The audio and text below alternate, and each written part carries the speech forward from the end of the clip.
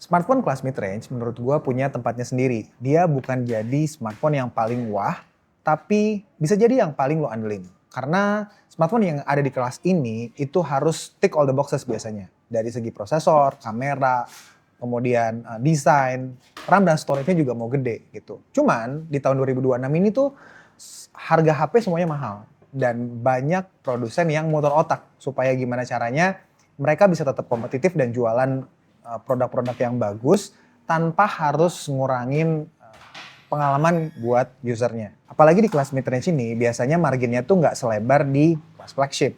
Apalagi buat brand-brand yang main di harga agresif. Tecno salah satunya. Nah, ketika mereka harus upgrade line up dari yang tahun lalu sampai tahun ini, akhirnya mereka harus memilih prioritas. Dan Tecno Pova 8 5G ini adalah salah satu contoh bagaimana smartphone mid-range di kondisi new normal. Halo semuanya, welcome to The Grid bareng gue Panji. Dan di video kali ini kita bakal bahas impresi terhadap Tecno Pova 8 5G yang baru aja rilis. Tapi sebelum gue lanjut, minta tolong subscribe dulu karena di channel ini kita bakal bahas hal seputar desain, gadget, dan teknologi dalam kehidupan sehari-hari. Oke lanjut, jadi kita disclaimer dulu ya bahwa Pova 8 5G ini bukan review. Dan kita benar-benar baru terima barangnya minggu ini dan kita coba kasih impresi awal dan ngasih sedikit take apa sih yang menarik dari handphone ini. Jadi ini bukan review lengkap dan kita nggak bisa ngasih kesimpulan soal kamera, performance, dan pemakaian sehari-hari sampai kita benar-benar nanti bisa pakai device-nya selama ya kurang lebih 2-3 bulan lah ya mungkin. Kalau dibandingkan sama Pova 7 5G, ada beberapa bagian yang memang kerasa turun. Yaitu Pova 7 5G itu pakai Dimensity 7300 Ultimate, sementara Pova 8 5G ini pakai Dimensity 7100. Walaupun dari segi kecepatannya dia di bawah 7300 dan angkanya itu di bawah ya, tapi dia bukan chipset lama, dia chipset baru yang baru dirilis tahun 2026 ini bulan Januari. Dan ini tuh kayak semacam komprominya MediaTek ya buat mengakali mungkin bagaimana caranya dia tetap bisa kompetitif di harga mid-range. Dia punya chipset baru namanya Dimensity 7100. Untuk line up-nya sendiri sekarang varian dasarnya mulai dari 6128, ya new normal lagi di kelas mid-range 2026 ini. Dan fitur wireless charging dari Pova 7 5G itu hilang di sini. Ya walaupun menurut gua nggak kepake lah ya, tapi nanti kita bahas lebih dalam. Artinya Pova 8 5G ini nggak merupakan upgrade di semua lini. Nanti kita bahas apa yang jadi komprominya. Nah pertanyaan selanjutnya, kemana value yang tadinya lu dapet di Pova 7 5G, kemudian ketika lu mau beli Pova 8 5G gitu, di harga segini, di harga 4 jutaan, apa sih value yang bisa lu dapet dari smartphone yang baru diluncurin ini? Yang paling jelas tuh sebenarnya di baterai, karena sekarang kapasitas baterainya naik dari yang sebelumnya di Pova 7 5G itu 6000 mAh, sekarang 8000 mAh. Ini merupakan sebuah pendekatan bagaimana Tecno tuh mencoba membuat, oke lah kompensasinya mungkin di baterai. Ketika lu dapet spek atau ya hardware yang turun dari beberapa part, dia coba kompensasi di baterai. Yang sebenarnya kalau kita ngomongin baterai ini banyak relevansinya untuk berbagai skenario ya, dari mulai gaming, kemudian lu bisa navigasi, streaming, kemudian produktivitas, bahkan untuk penggunaan panjang baterai yang besar ini lebih efisien. Gue sendiri sering pakai HP dengan baterai besar kayak gini untuk personal hotspot gue, karena gue punya beberapa perangkat yang gue pakai misalnya mau kerja terus buka laptop, dan ini nyaman banget pastinya dengan baterai 8000 mAh. Lo nggak perlu worry untuk kehabisan baterai karena ya mungkin nggak akan jadi device utama buat gue, cuman itu jadi poin penting ketika lo memilih HP. Nah, Tecno juga nggak cuma jual kapasitas baterai besar di sini, karena mereka ngeklaim Pova 8 5G ini mampu melewati lebih dari 2000 siklus pengecasan dan masih mempertahankan lebih dari 80% baterai health setelah sekitar 6 tahun. Artinya, ketika lu pakai device ini untuk jangka panjang, ada jaminan di situ bahwa ya baterai health-nya nggak akan turun di bawah 80%. Sementara untuk chargingnya sendiri diklaim dari angka 1 ke 50% cuman butuh waktu 35 menit. Angka ini masih berdasarkan ya klaim laboratorium ya, dan kita belum bisa menguji secara pasti, cuman itu buat gambaran gimana sebenarnya penekanan di baterai 8000 mAh ini bisa jadi poin pertimbangan penting buat lu memilih HP ini. Selain baterai, value tambahan yang dikasih Tecno untuk Pova 8 5G ini ada di beberapa part terkait konektivitas. Ada chip tambahan buat optimasi sinyal seluler yang udah terkoneksi 5G.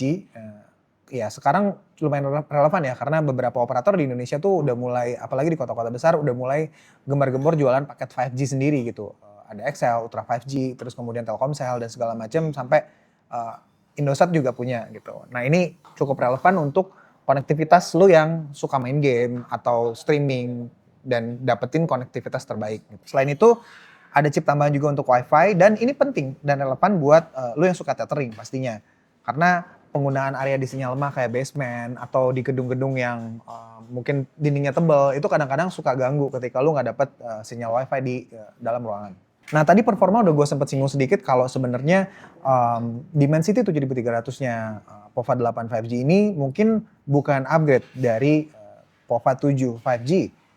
Dan itu mungkin jadi salah satu poin yang harus lo trade off. Karena ya mungkin dalam skenario penggunaan sehari-hari sih buat gaming casual atau gaming yang lumayan demanding nggak akan terlalu kerasa gitu. Dan dia nggak akan tiba-tiba smartphone lu lag. Ini tuh sebenarnya cuman sebatas menurut gua apa ya core benchmark yang ada di atas kertas dan ya penggunaannya sehari-hari harus butuh pembuktian lagi apakah ini benar-benar kerasa downgrade menurut gua. Cuman dengan konektivitas tadi menurut gua ini sebuah trade off yang bagus karena buat apa lu misalnya chipsetnya kenceng tapi ternyata dari sisi konektivitas tuh nggak secara experience konektivitas lu sering nge-lag karena misalnya pingnya tinggi kalau lagi main game kayak gitu-gitu. Jadi ini sebuah trade off yang ya good deal lah kalau lu membeli HP ini untuk gaming. Oke kita lanjut ke bagian desain. Nah ini menurut gue yang bikin Tecno POVA 8 5G ini punya karakter. Karena dia punya yang namanya Live Matrix Display. Oke secara desain dia masih mirip ya dengan POVA 7 series yang punya modul kamera segitiga yang ada di ujung kiri atas HP ya bagian belakang. Nah cuman ini dibikin lebih interaktif dengan adanya Live Matrix Display ini. Fungsinya buat apa sih?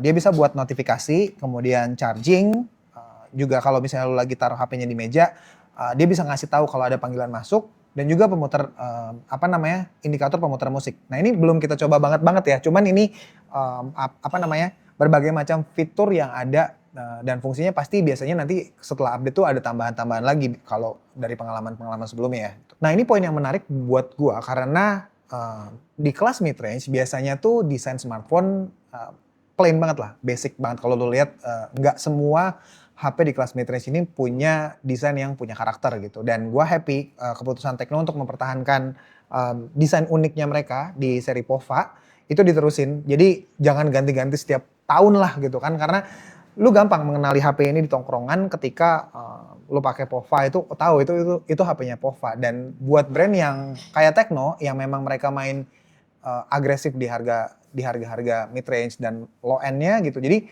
ini sebuah karakter development ya dari sebuah brand yang dia terus mempertahankan konsistensi desain ini.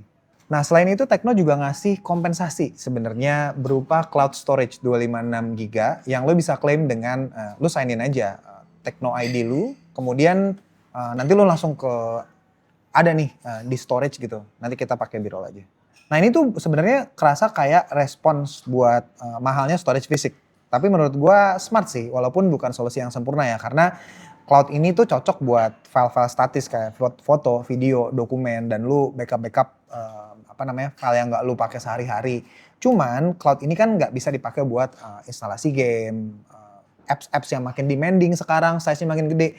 Itu buat gua sendiri tuh sebenarnya storage yang 128 kayaknya masih kerasa kurang ya. Apalagi kalau gua pakai handphone ini buat kerja. Cuman ya setiap orang punya kebutuhannya masing-masing. 128 itu udah jadi standar menurut gua karena kalau lihat sekarang iPhone aja udah paling rendah itu sekarang 128, udah nggak ada yang 64. Jadi ini tetap bagus. Masih mending nggak ada yang 64 ya tiba-tiba kayak di HP low end gitu misalnya. Nah gue sempat singgung gimana HP midrange harus tick all the boxes. Cuman kita cek ke 5 hal paling penting sebenarnya apa yang lo harus dapetin dari smartphone kategori midrange. Gue mau fokus ke 5 hal. Yang pertama layar. Layarnya dia Full HD. Walaupun dia IPS LCD bukan AMOLED. Tapi dia punya refresh rate 144 Hz. Jadi masih kerasa smooth untuk penggunaan gaming.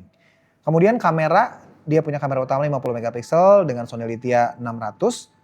Yang ya gue belum bisa ngasih kesimpulan apa-apa karena belum sempat buat motret. Nanti kita akan share beberapa hasilnya di Instagram ya.